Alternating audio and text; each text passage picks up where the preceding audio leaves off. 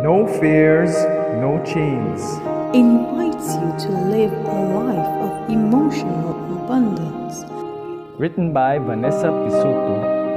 Narrated by Belinda Sainsbury. Good morning, dear friends. Today, December the 13th, our devotion is entitled The Activating Minds. Our scripture reading is taken from Judges chapter 6, verses 25 and 26. Now it came to pass the same night that the Lord said to Gideon, "Take your father's young bull, the second bull of 7 years old, and tear down the altar of Baal that your father has, and cut down the wooden image that is set beside it, and build an altar to the Lord your God on top of this rock in the proper arrangement, and take the second bull and offer a burnt sacrifice with the wood of the image which you shall cut down." Giving up our idols hurts. It exposes us, but in order to give us fur tunics, God must first remove the aprons of fig leaves. Before dressing us, God strips us naked. Before building an altar, He breaks down our idols. Since we have lived so long with our idols, they are buried deep in our souls. They are anti-personal minds. If we take a wrong stone, they will make our self-esteem shatter. Thus, in order to be able to heal us, God must show us the condition of our hearts. He must expose us. A friend made negative comments about my work.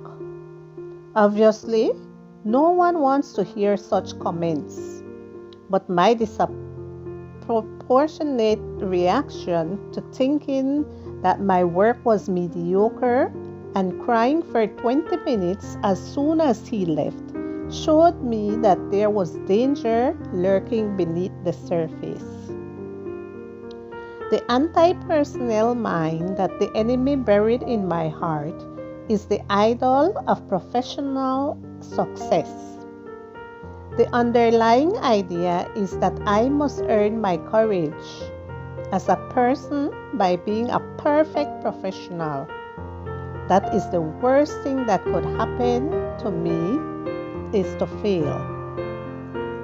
No matter how many accomplishments I achieve, I am never going to feel like they're enough, or rather, that I'm enough. This is the idol trap of success. However, the pain of failure can act like a radar, showing me the areas of my heart that I haven't yet given up. If I ask Him, God begins to dig.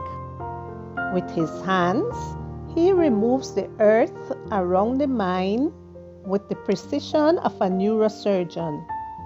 The process hurts and is not instantaneous, but God is faithful in completing everything He begins. Gradually, as God deactivates the anti-personal minds, I regain spiritual and emotional territory. The ground that was sterile becomes a fertile field. There's a dance floor where I wasn't encouraged to step for fear of detonating my anxieties. Everything becomes a party.